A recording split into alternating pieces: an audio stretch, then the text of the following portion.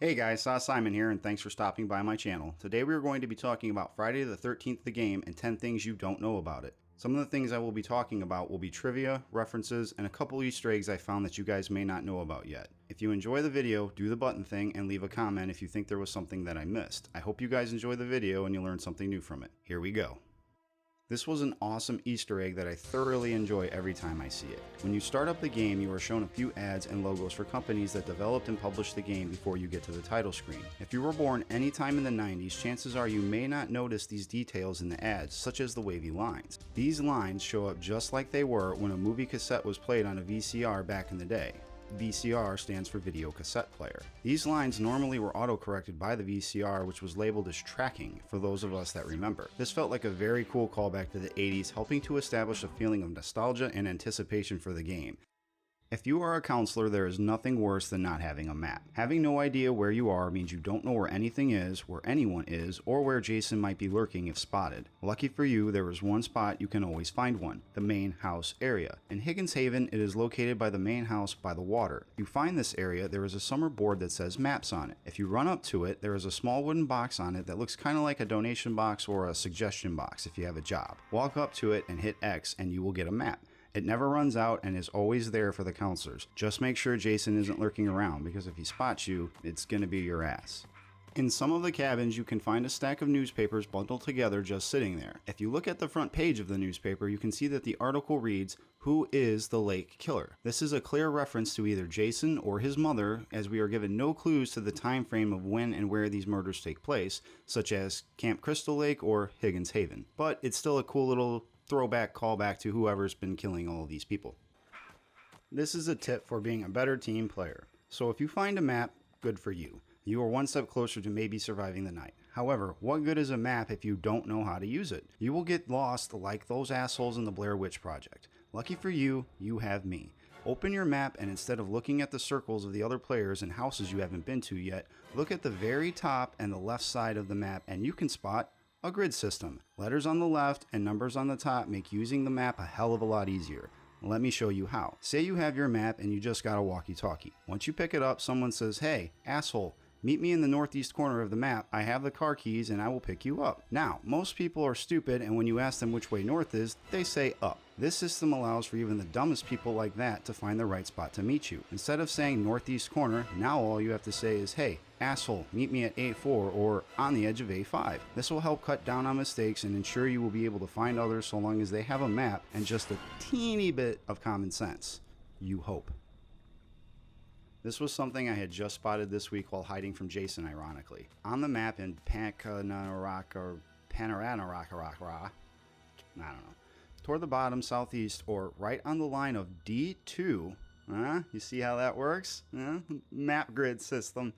You can find a spot on the map named Hodder's Pass, a clear reference to Kane Hodder, the man best known for playing Jason Voorhees. Also, as a side note, Hodder did the motion capture work for Jason in this game, so if you like the way he moves and acts, you can thank the main man himself for bringing his experience to the game.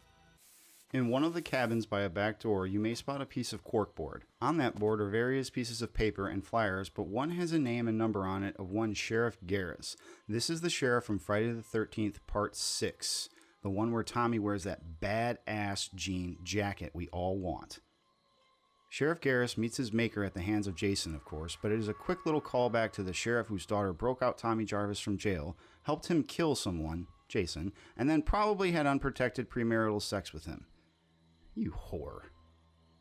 So, before the game came out, the developers asked for funds through Kickstarter and gave out different gifts depending on the amount of money donated. If you donated enough, you can get your picture put up in one of the cabins, which looks similar to this photo here.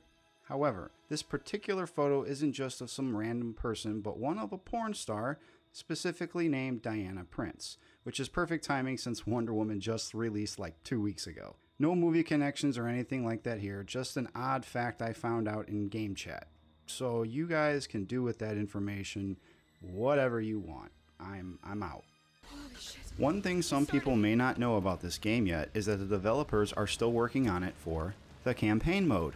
Yes, this game will have some type of campaign-like structure to it. I don't believe any word has been released yet, but it is already tied into the price. So, Just sit back and relax and wait for some news on that front. I imagine this is where we are going to find a lot of the rest of the Pamela tapes, because I have only found one during my multiplayer matches in some random drawer. Looking forward to what these guys are going to bring to this corner of the game, because they have already knocked my socks off with the multiplayer mode. Excuse me, ma'am? The guy that gets killed in the opening of every match has a name, and it's Robert Paulson. I mean, it's Rob Gere. This name means nothing to you because there are like 10 Friday the 13th movies, and how the hell are you going to remember the names of all of these people, right? Anyway, Rob Gere was a character from Friday the 13th Part 4.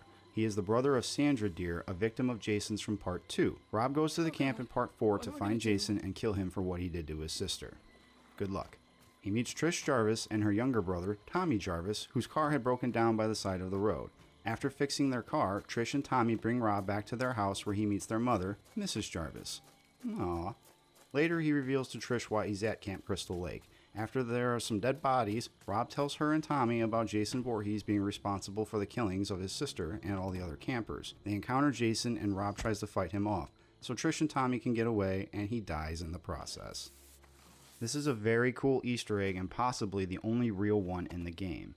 On that corkboard, the same one where you can find Sheriff Garris's phone number, you can also find an ad for Karloff's restaurant. Karloff's restaurant is a reference to Boris Karloff, the man who played the monster Frankenstein, which was a big inspiration for Friday the 13th Part 6. I know this because the director of the film said as much about it when making it. He said he wanted to use the idea of the old monsters to make Jason this lumbering supernatural killing machine brought back to life by lightning, similar to Frankenstein. Because of the poor reception of Parts 3, 4, and 5, side note, the movies made money and were very successful financially, but met with more and more criticisms from critics and fans as the movies went on. The studio agreed to the idea, and that is why Jason is now seen as a supernatural being instead of just a regular guy who drowned and kept coming back to life. Paying respect to Karloff in this way was very cool of the makers of the game. Well guys, that's all I got for you this time. If you liked what you saw, do the button things and come back next time. I'm working on another 10 things video for this, along with some other stuff about how to be a better player as far as Jason and the counselors, and a crazy little idea I got for a little episode type thing I'm going to do later on. So, if you have any questions or anything like that, leave them in the comments section, subscribe, and I will see you guys next time. Have a good one.